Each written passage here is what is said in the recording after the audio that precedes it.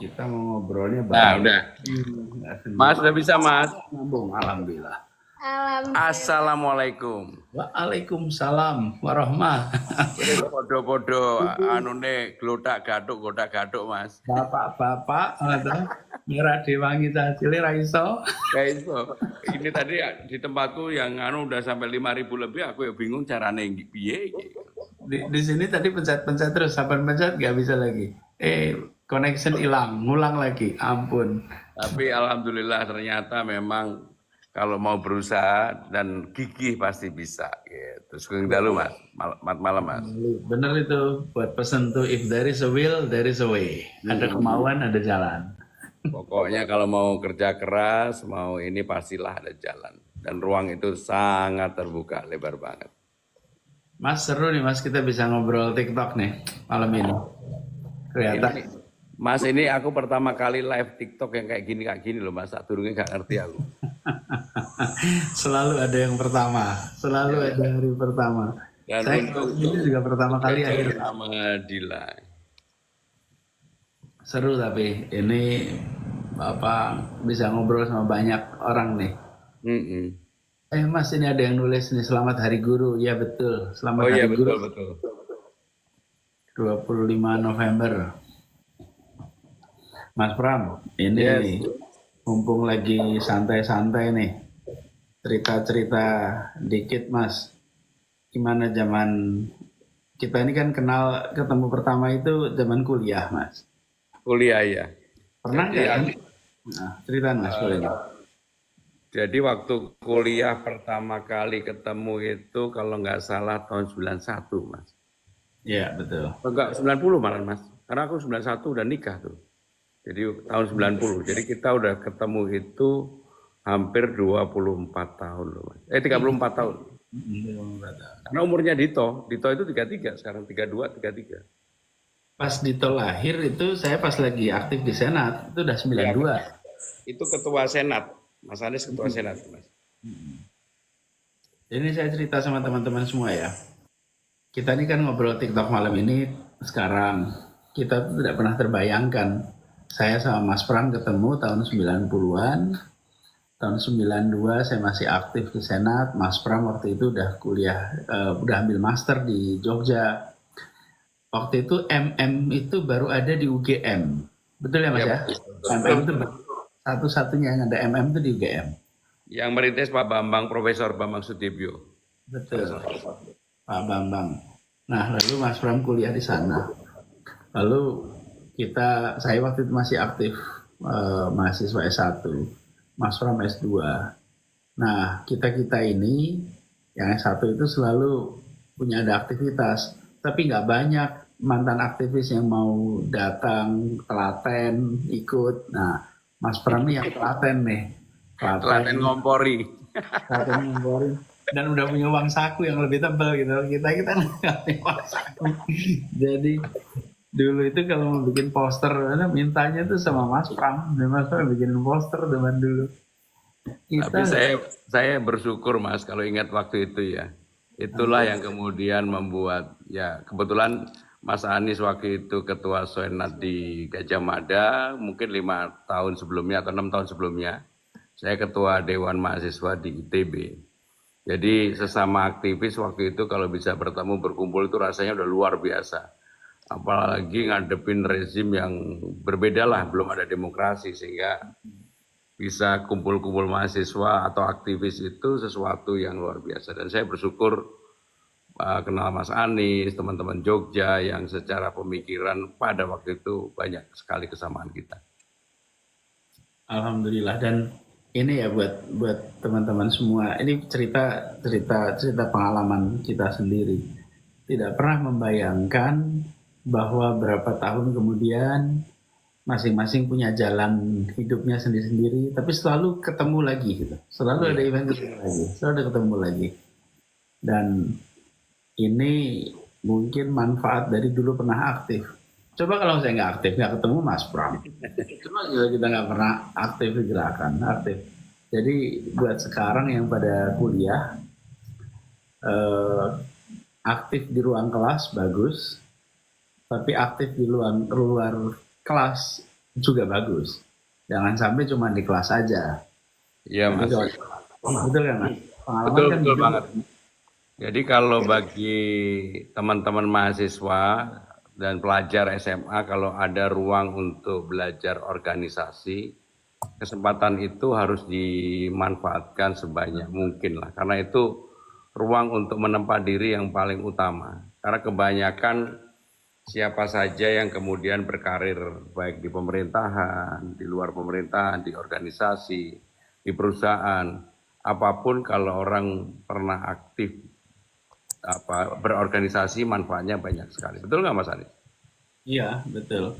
Dan kalau kita tengok ya, pada akhirnya ketika sudah berada di tempat kerja, yang sangat membantu dalam berkarya, kemampuan komunikasi, kemampuan berpikir kritis, kemampuan berpikir analitik, kemampuan mengelola hubungan dengan antar orang, kemampuan untuk bisa kerja kelompok, kemampuan kolaborasi, itu semua proses pembelajarannya seringkali bukan lewat buku, tapi lewat pelajaran kegiatan. Mas Pram ngalamin itu kan Mas kalau kebetulan aku itu Mas bersyukur banget dari SMP udah ketua OSIS, SMA ketua OSIS. Jadi dari kecil itu tertempa berorganisasi. Dan itulah yang kemudian membuat ketika di ITB waktu itu kan zamannya beda banget, orang lagi under pressure, berani untuk berorganisasi apalagi memimpin Dewan Mahasiswa. Saya termasuk yang Dewan Mahasiswa terakhir yang dipilih secara langsung di vote gitu ya. Dan tekanannya ya luar biasa waktu itu, tapi karena biasa berorganisasi, alhamdulillah lebih tertempa lah. Mungkin itu juga bagian dari proses pembelajaran. Menurut saya dan Mas Anies ini adalah contoh orang yang selalu belajar dan menempa dirinya pada setiap saat dan kesempatan. Iya. Bismillah, itu salah satu hal yang kita alami. Mas Pram mungkin bisa cerita Mas, ketika sesudah selesai kuliah Mas, kan tidak langsung berada di dunia partai, nggak langsung berada di politik, banyak di dunia usaha dulu. Ini mungkin bisa cerita sama teman-teman nih, gimana aplikasinya pengalaman kepemimpinan itu ketika di dunia bisnis? Jadi ketika itu waktu lulus kuliah di ITB Mas, akhirnya aku itu dipaksa lulus lah. Karena kan lagi demo-demo dan saya udah nol kredit. Dipaksa lulus, tetapi setelah lulus memang udah berjanji sama diri sendiri, oke, sekarang berbisnis dulu karena supaya punya modal kapital yang nanti kalau terjun di dunia politik itu secara penuh nggak terkooptasi atau tergantung dengan siapapun dan ada kemandirian untuk itu. Dan alhamdulillah saya setelah lulus kuliah bisa kerja baik dan juga mandiri. Jadi sejak terjun di dunia politik praktis mulai dari tahun 98 dan langsung dengan Mbak Mega ya. Sampai hari ini tidak pernah berpindah-pindah, hanya dengan beliau aja. Ya. Iya Mas, memang banyak yang suka gonta-ganti ya. Lempeng, taat. Kita ngomongin hobi yuk Mas, olahraga. Kan Mas Anies hobinya juga sepedaan. Aku lihat waktu kita nggak sengaja ketemu di Car Free Day itu kan banyak orang yang menduga seakan-akan kita merancang itu, padahal enggak, kita nggak sengaja ketemu. Betul, spontanitas. Itu rezeki juga sih Mas. Saya dari arah utara tuh, mau karena Car Free Day jadi parkir di selatan, bukan mobil dikirim, biasanya pulang naik MRT kan. Cuman ada yang meninggal, jadi akhirnya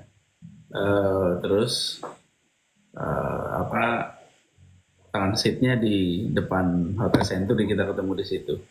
Tapi ngomong-ngomong soal olahraga, soal sepeda, kita tuh juga ini Mas, coba dorong nih selama ini kan, sepeda sebagai alat sport tapi juga alat transport.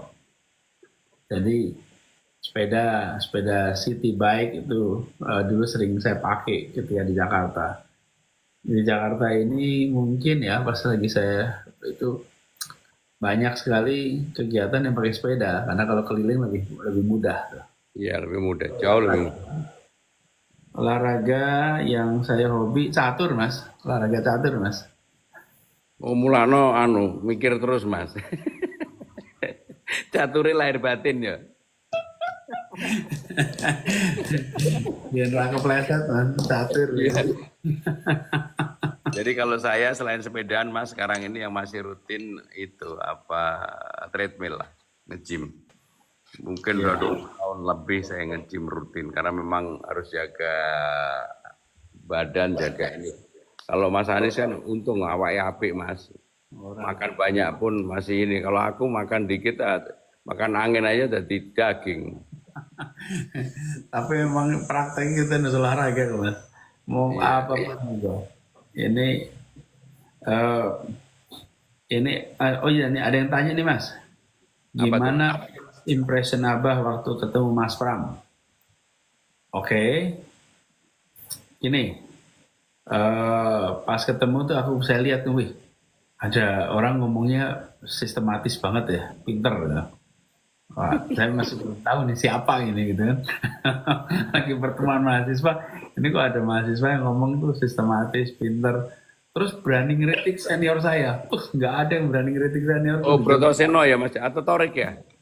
Brotoseno sama Torik gitu. Oh iya, Brotoseno sama Torik. Siapa ini? Terus dikasih tahu itu namanya Pramono Anung kan ya, dari ITB. Wih, mantap itu. Itu kenapa pas diskusi. Terus dan cuman yang kita belum lihat di sana sisi bandelnya mas. Bandelnya apa mas zaman kuliah mas? Aku itu kalau dari dulu serius mas sekolah. Jadi dari dulu. Tapi aku impresiku tentang jenengan pertama kali. Iki wong pinter tapi rodo di antara teman-temannya paling nonjol gitu. Jenengan waktu itu paling nonjol mas di antara teman-teman. Waktu kita di tenda kemudian setelah pertemuan di tempatnya Brotoseno, waktu itu kan udah mulai ya ada demo-demo di UGM. Wah, aku ingat banget jenengan pakai bajunya agak putih gitu, terus pakai pita atau apa nggak tahu, ada Jogja berdarah ya waktu itu ya. Ikat di pita di leher. Nah itu terkesan banget tuh buatku tuh. Mas itu nonjol karena hidung atau kenapa mas?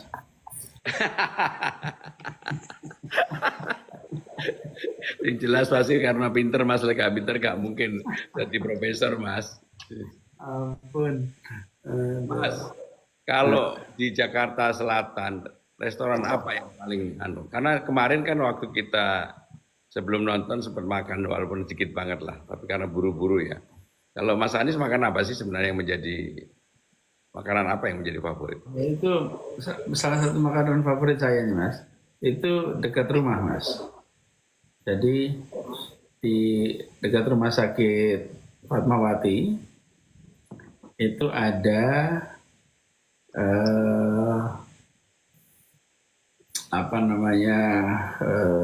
seafood 48 Fatmawati. Oh, aku pernah juga itu makan itu. Itu top mas. Pernah mas. Karena waktu itu dikirimi sama Dito juga. Rumah Dito sama rumahnya Mas Anies kan deket tuh. Di situ ya Dito ya? Dito di pertanian mas, Pondok Labu. Melewatan. Nah itu di Lebak Bulus 1 tuh ada seafood 48 Fatmawati. Itu kita salah satu tempat yang kita paling sering mas. Dulunya tenda di dekat Simatupang, sekarang udah tempatnya udah gede. Itu favorit.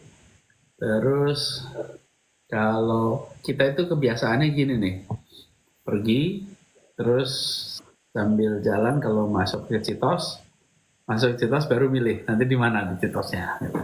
Nanti kalau tim jalan terus baru milih sampai di sana di mana. Jadi keputusannya sebenarnya sama mas, cuma aku udah terlalu lama nggak pernah punya waktu untuk, makanya kemarin bisa nonton film sama Mas Anies terus makan enak itu kayaknya merdeka banget gitu loh. Udah terlalu lama nggak merdeka waktuku mas.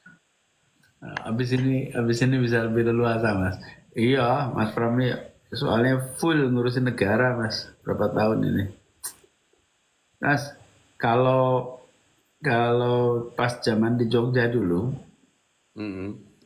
apa tempat yang paling paling tempat makan yang berkesan mas? Ya pasti anu Mas soto, soto Pak Soleh, Oh ya, Kadipiro. Ya ya. kadang-kadang kalau Yujum gudeg Mas, sama Juminten.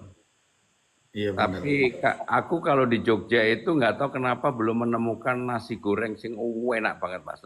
Kalau malam. Nah ada yang Doring itu yang dekat apa Keraton itu nggak tahu Mas Anies sudah pernah nyoba belum ya Doring? Kalau di Jogja itu kalau goreng itu masalahnya ini mas, apa namanya yang enak itu mie goreng.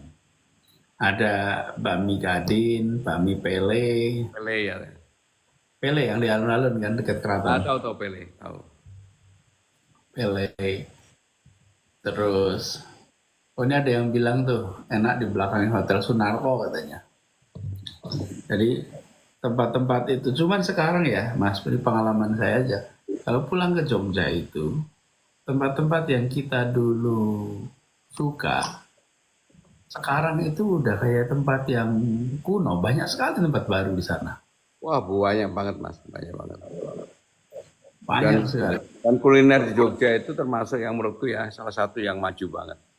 Jadi kalau kebetulan kan bapak ibuku kan di Sarekno di Jogja Mas. Jadi selalu 2-3 bulan sekali masih cari waktu untuk ke Jogja. Sekaligus makan makanan Jogja yang ngangen itu Mas. Iya, Terutama ini, jajan pasare enak-enak Mas. iya memang itu. Jalan pasar itu enak. Itu juga kalau zaman puasa mas. Zaman puasa tuh Jalan Kaliurang, Taman Gerjen itu tempatnya jajanan pasar yang top. Tapi dulu Mas Anies kalau pacaran ke Kalurang nggak Mas? Itu dia. Serba singkat aku mas. Ya aku juga loh. Aku terus terang sama istri juga. Jogja itu nggak tahu kenapa memang tempat menemukan istri lah gitu ya. Dulu Padahal ketemunya dulu di mana? Dulu kenapa? ketemunya di mana? Ketemunya di mana mas istri? Jadi aku itu ketemunya setengah agak dini sama adikku Mas. Waktu ambil S2, dititipin surat nenggone bojoku sekarang ini. Begitu ndelok isu-isu loh. Kok cemlorot, wae tahu terus langsung. Benar-benar itu Mas. 4 hari aku ngomong, mau nggak kamu jadi istriku? Jadi, Gitu. Aku kan orangnya jadi empat ketika hari. masuk masuk masuk MM, mas, Mm-mm. itu Mas Pram belum menikah. Belum. Tapi ya punya pacar waktu itu kan lebih baik jujur tuh Mas. Punya pacar, delok bojoku, waduh ini cemlorot wes lebih baik sama ini aja gitu. Golek. Tapi ya kita ini kan cari istri kan pasti feeling ya, perasaan. Itu cocok untuk istri atau bukan. Ya, iya sih.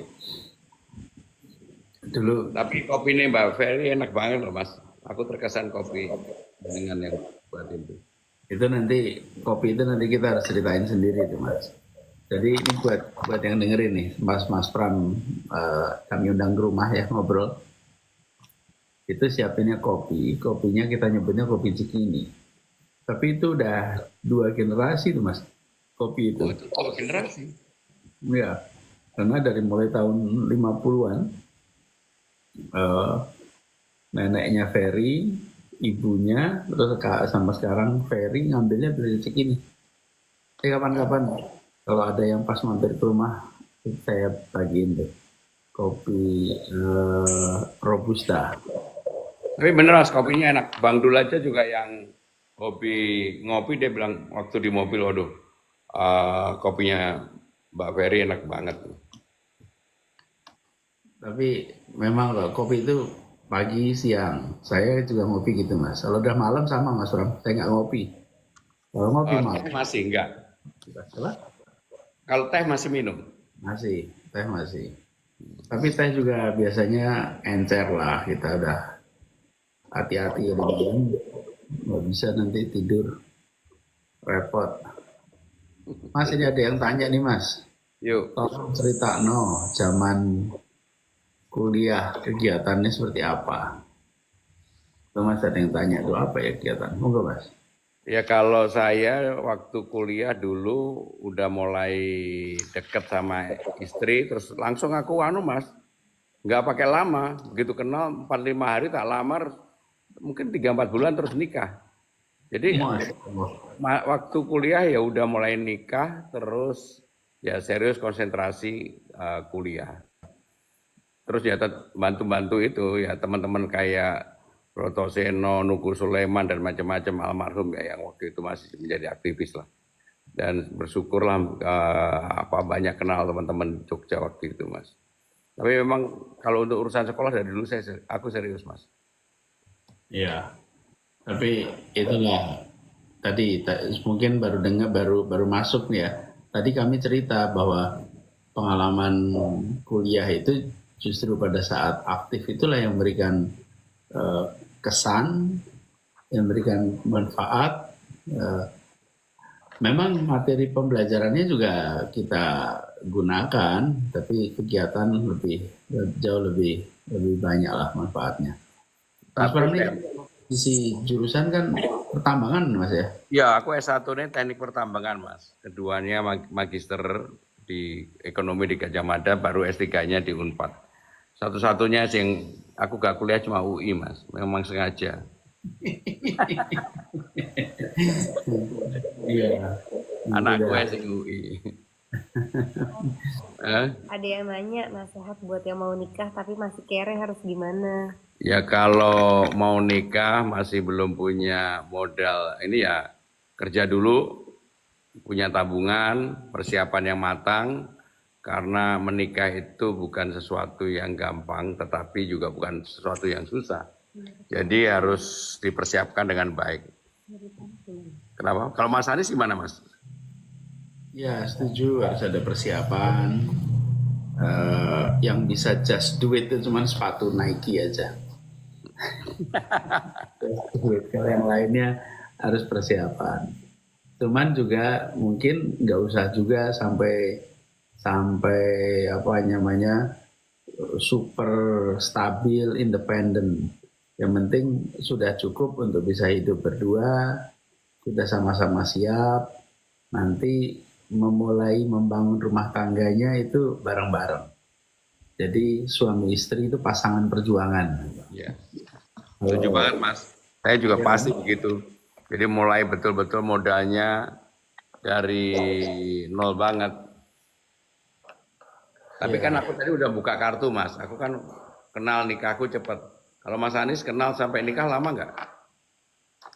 Saya itu bareng kan di fakultas ekonomi, Ferry di psikologi. Terus baru mulai dekat itu sekitar 94. Terus 2 tahun menikah. Selama 2 tahun itu kalau dibilang pacaran tuh minim sekali Mas. Soalnya kebanyakan aktif. Sampai pikir-pikir diuji kesabaran. Coba Mas sekarang memang bayangin janjian itu Mas, pasti gitulah. Problemnya tuh gini loh, janjian mau ketemu, kemudian nggak bisa, mendadak harus ada acara ABCD, terus nggak ada HP, nggak ada telepon, jadi cuman datangnya terlambat aja gitu Mas. Sementara yang satu nungguin, jadi masa itu tuh masa PDKT dengan penuh kesabaran ya dari sisi Ferry-nya. Nah, alhamdulillah ditungguin. Tapi yang aku juga heran itu Mas ya, kita ini kan nggak pernah kuliah bareng. Tapi apa ya, mungkin karena chemistry-nya sama, sampai anak aja juga bisa sekolah di tempat yang sama. Loh, aku juga kaget loh. Dila waktu cerita, waktu perpisahan di rumahnya Pak Anies loh, Bapak dia bilang, oh aku baru tahu ternyata sekolahnya sama di lab school gitu. Sama-sama lab school, seangkatan, small world. Dan tapi pengalaman saya yang salah satu yang unik nih sama anaknya Mas Pram ini sama Dito Mas. Ini saya mau cerita lagi nih di sini. Jadi Oktober kemarin ya, bulan lalu saya tuh dapat undangan hadir resepsi di Pondok Pesantren Peloso di Kediri. Nah, terus saya oleh tuan rumah ditaruh di kursi di depan. Gak lama kemudian datang anak muda, duduk. Anak muda ini Bupati Kediri. Terus Bupati ini saya tengok itu. Saya bilang nih, ini Dito, anaknya Mas Pram, yang pada waktu lahirnya saya ikut nemenin. Jadi saya bilang ke Dito, Tok, saya tuh nggak ngebayangin kamu dulu bayi yang saya ikut nemenin itu sekarang udah jadi bupati gitu. Turun lemu Mas. Iya, lebih besar, lebih tinggi, masya Allah. Itu bayi itu udah jadi bupati. Teman-teman kalau ketemu dengan orang yang kita pernah lihat bayinya terus jadi besar, mungkin sering ya, udah umur 7 tahun, 10 tahun. Tapi kalau ketemu udah jadi bupati gitu, kebayang nggak tuh duduk di situ melihat bayinya, masya Allah. Makanya saya bilang ini pengalaman spiritual, ngingetin umur juga tuh Mas jadinya. Padahal kita merasanya belum tua-tua amat gitu. Ini Ditonya aja yang kemudahan jadi bupati sebenarnya, kitanya masuk tua. Iya Ditonya Mas, dia bilang kan kalau manggil aku kan kadang-kadang bapak, kadang-kadang Jidi gitu. Jadi ketemu sama Om Anis, kaget banget Om Anis masih ingat, dia bilang gitu. Ya inget lah sama kamu, dia nungguin kamu lahir masa nggak inget, aku bilang. Dan Om Anis inget loh bulan Juli katanya gitu. Itu pas itu masa-masa kita lagi aktif nih. Jadi Mas jam 22.05 aku undur diri ya. Soalnya ada yang harus dikerjakan. Ya. Nah. Tapi senang sekali bisa ngobrol malam ini. Aku senang banget, aku yang matur nuwun Mas. Kemarin bisa nonton film banget. Tapi banyak orang komentarnya gini Mas. Kenapa Mas Pram nangis, Mas Anies nggak nangis gitu? Aku bilang gitu. Tahu aja. Dari mana tahu aku yang nangis Mas Anies enggak? Itu ada ada yang ngambil tuh katanya. Aku soalnya kalau urusan ibu wis pasti raiso Mas, pasti mewek lah. Iya. Itu tapi ceritanya itu mengharukan dari awal sampai akhir sih. Ya kan? Luar biasa Mbak Kristin. Luar biasa. Keren. Tapi buat teman-teman kita senang sekali nih bisa ngobrol bareng malam ini. Mudah-mudahan nanti bisa ngobrol lagi Mas. Iya Mas. Mas aku tak pamit Mas ya. Suwun. Salam Mas. Alhamdulillah. Ya, assalamualaikum. Salam. Iya.